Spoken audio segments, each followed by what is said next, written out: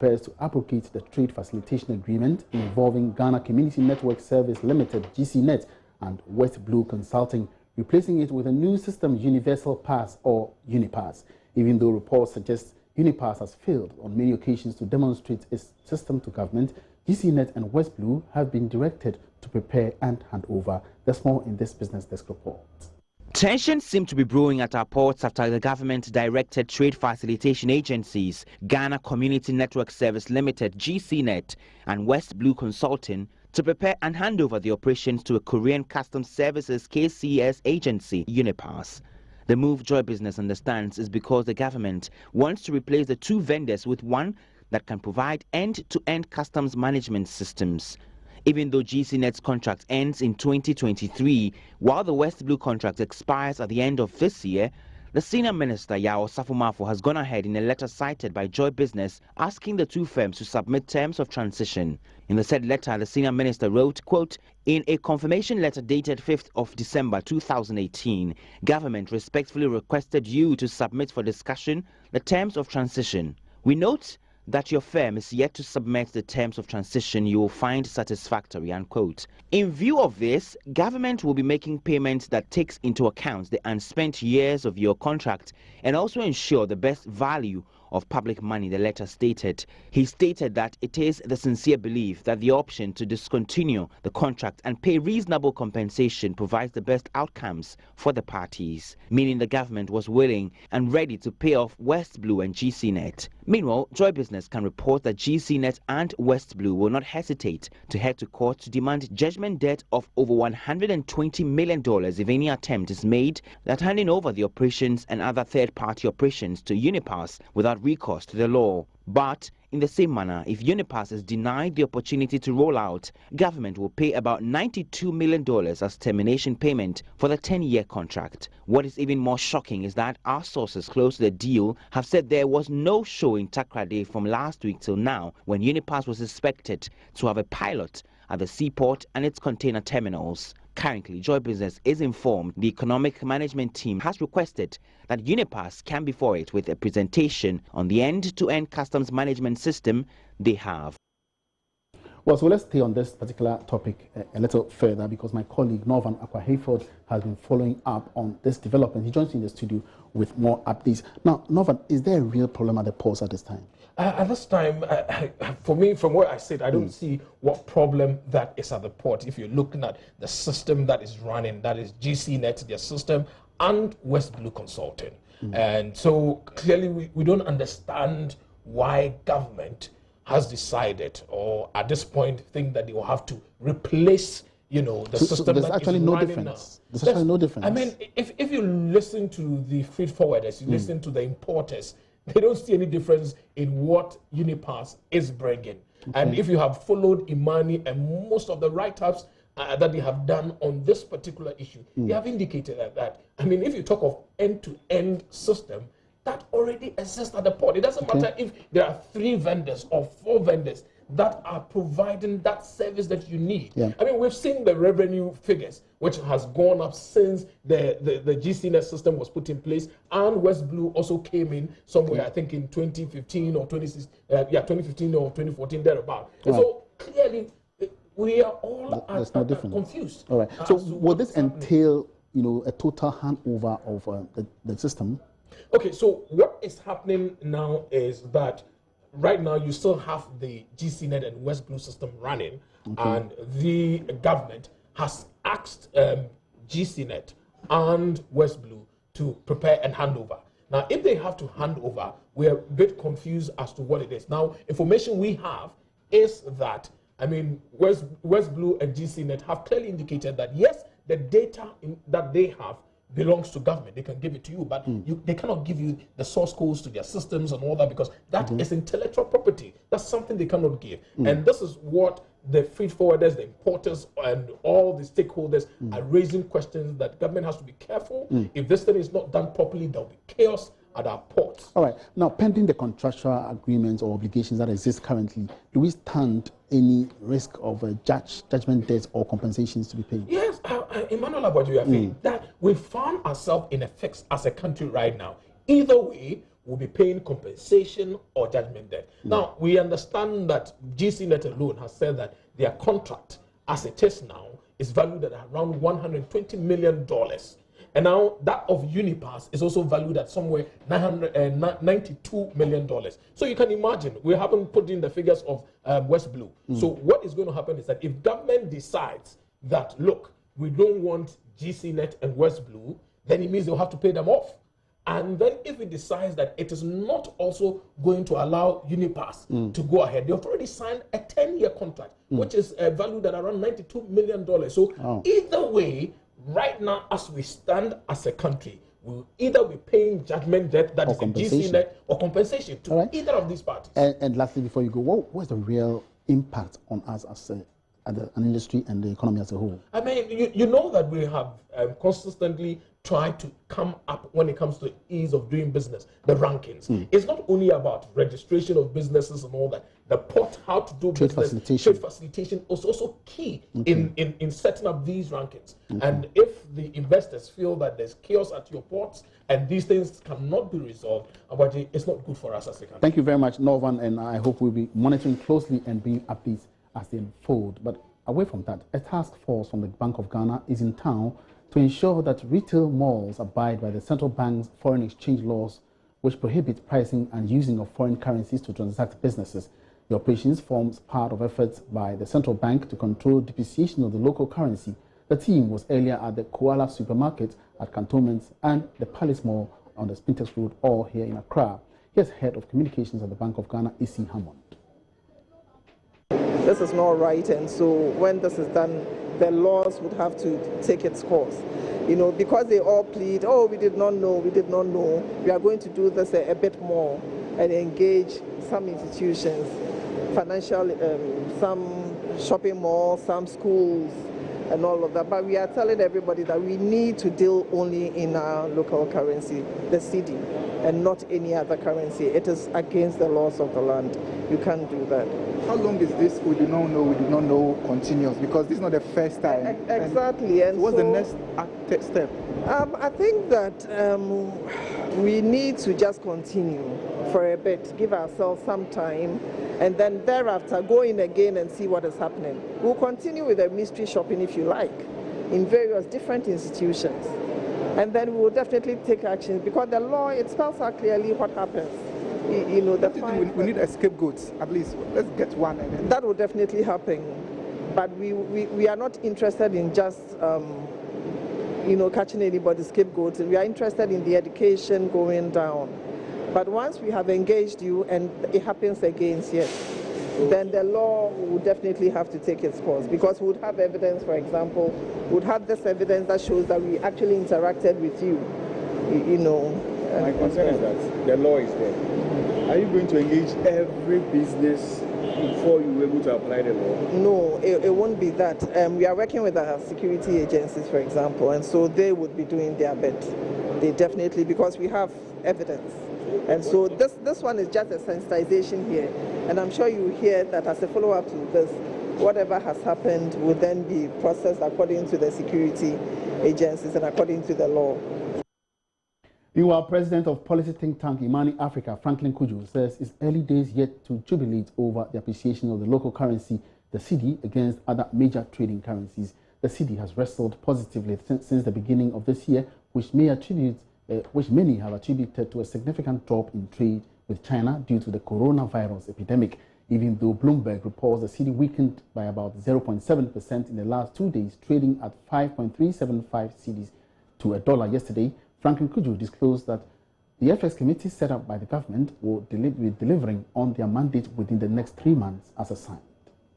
The outlook on the economy for 2020 is indeed looking cautiously optimistic as well. And I think the point about the stability of the currency is quite interesting.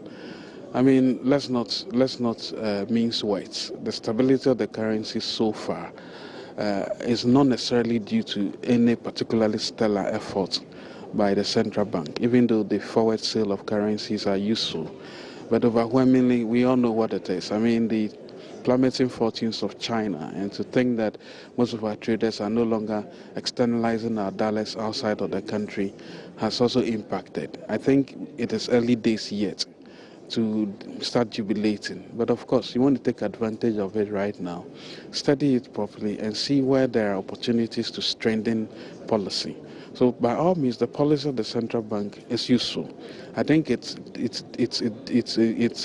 diminishes people's appetite to keep dollars. And as has been shared in the presentations, keeping dollars in the bank doesn't necessarily mean you are growing your money. So it is good for these kinds of interventions to be done. You want me to tell you something about the Forest Committee? Well, we were supposed to just look at the transparency within the currency flows. As far as we are concerned, we've met once or twice, and there are other meetings going on. There are other studies going on. So it will be useful for us to wait for whatever we are studying in order to add to what the central bank is doing. It's complementary, really. The central bank is part of the committee, and it's a 3-month window that we have to finish our work. So the work is still in progress, and the central bank is strongly represented on the committee, and I think after 3 months we will know what exactly had happened. It's live on the marketplace. Let's turn attention to Agric. Leadership of the Rubber Outgrowers Association has expressed displeasure at the unfair treatment meted out to its members in the Western, Central and Ashanti regions by management of the Ghana Rubber Estate Limited, GRAIL. According to the disappointed leaders, management of GRAIL was very supportive of the rubber farmers until the past few years when they changed their style. Speaking at a press conference at Aguna in the Hunter West District, National Chairman of the Rubber Outgrowers Association, Isaac Castro Bosomtri, outlines some unilateral decisions taken by GRAIL. The rubber farmers says though they are key stakeholders in the rubber industry, their buying technical operators, Ghana Rubber Estate Limited, take unilateral decision without considering the effect on them. The national chairman of the Rubber Outgrowers Association, Isaac Castro Bosomtri, says one decision that really broke their back was a letter on 10th February by the Ghana Rubber Estate Limited stating that the company will no longer pay cap lamps to suppliers within 24 hours, but in 60 days due to the outbreak of coronavirus. Today, 25th February, is one of the darkest moments in the history of the rubber industry because of the pain rubber farmers are going through now. We are stakeholders in the rubber industry, but GRAIL, being the buyer and technical operator, takes unilateral decisions without considering its effect on other stakeholders. Below are a few of the numerous unilateral decisions taken by GRAIL. On 29 August 2019, GRAIL issued a letter implementing a quality discount rate for compounds, raw rubber, farmers supply to their processing factory. Inasmuch as RAS supports supply of quality raw material, GRAIL unilaterally implemented a discount rate without any discussions with RAS. Mr. Bosomtri also questioned if the Ghana Rubber Estate Limited will have the moral right to take farmers to court because of side selling, since the decision by the company has compelled many farmers to resort to side selling. Farmers are resorting to side sellers who are offering 2 cedis, 20 pesos per kilo, and farmers are forced to pay to sell their product because they are under financial pressure. Is it because GRAIL has a friend company called Société Internationale de Plantation de Hevier, SIPA, that is listed on the Paris Stock Exchange and has majority shareholding in GRAIL? That is why AFG has kept mute. Ever since GRAIL wrote this letter, all other stakeholders have kept quiet. This is a deliberate attempt to collapse the rubber industry in Ghana and bring the government into disrepute. The association is calling on government to intervene before the rubber industry collapses. In Natalia Concert's report for Joy Business. Well, a young entrepreneur and processor of quality shea butter, Alhassan Akoligo, emerged winner of the $100,000 funding support at the maiden edition of the McDan Entrepreneurship Challenge. Several young entrepreneurs presented their business modules in anticipation of attracting financial support from the McDan Foundation. Winner of the challenge, Alhassan Akolibu, joins me in studio to tell us about how he intends to utilize his fortune to improve his shea butter business. Good afternoon. Welcome to the market, please. So how did you feel first when you were called upon or you were mentioned to be the winner of this event? Let me say good afternoon to your listeners. I was first I was confused, and really? I said it because even though I was in the competition, the others contestant was very good. In fact, and their business models. Yes, their business models. They were smart, but on the final day, actually at the beginning I was composed. I composed myself, and I knew what I was doing. I expected to win, but when they announced my name or my company as the winner, first I was taken aback. I was there was like something, a shock. So what distinguished your model from the others? Actually, well, they have very good businesses, but then I think what was maybe my story, and then the beginning of the competition. Actually, I entered the competition with some kind of weaknesses, but I improved upon that. Chairman, encouraged me, and when I took him as my role model, in fact, I learned a lot from him, and it encouraged me. It gave me strength, and I moved on. I think that was the magic one. Yes. All right. So $100,000, a very colossal amount of money. What are you going to use, or how are you going to use it to transform your shea butter business? Yes, we're thinking about doing three things for now. You know, the plant is very necessary. Okay. Yes, without the plant, you cannot produce shea butter.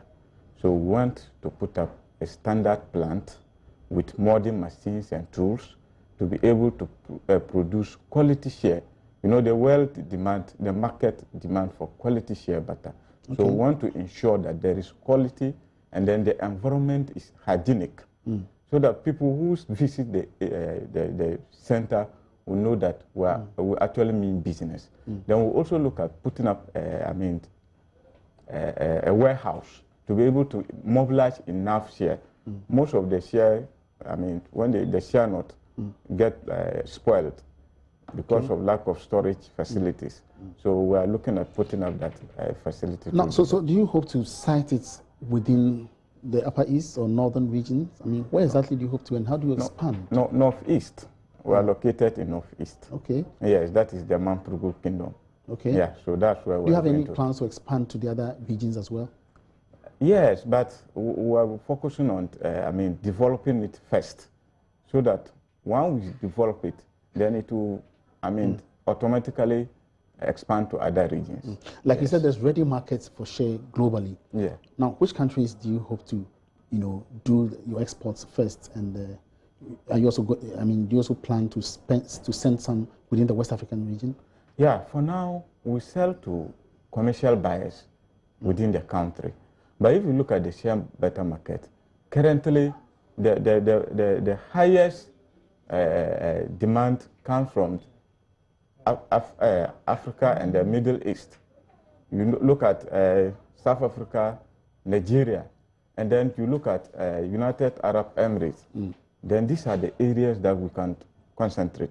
So if we are going to concentrate in Africa, then we'll look at South Africa, then we'll look at Nigeria. Then if we are going outside, we'll look at United Arab Emirates, then we'll look at Europe, countries like France, Germany, then US. That's a very ambitious plan. And what's your plan for the next 5 years? What's your intention? Yeah, our plan is to build a brand, a global brand. Okay. Yes, so that once they mention alcohol, then people will know they are talking about shea. Okay. Yes, so that is what we intend to do. By our 5th year, we should be able to automate our system to be able to produce industrial shea butter. Okay. You know, for now we cannot produce industrial oil, but when we get to that level by our 5th year, We should be able to automate and then expand, scale it up, so that we'll be able to produce industrial shea butter. All right, thank you very much. Congratulations once again. Thank you very much, my brother. And Al-Hassan Akoligo is a winner of the maiden edition of the McDan Entrepreneurship Challenge, which was held a while ago in Accra. Before we go, the Accra region of the Electricity Company of Ghana, ECG, has cautioned the public to desist from power theft. Speaking to Joy Business at the back of surcharging a local radio station at Fotobi near Nsawam, Acting General Manager Engineer Emmanuel Ankuma noted with shock how some individuals and institutions scheme to deprive the company of revenue. He indicated that it's time to clamp down on those bent on enjoying electricity through illegal means. Read details of that story in our subsequent video. Thank you very much for watching the Marketplace today with me, Emmanuel Abuati.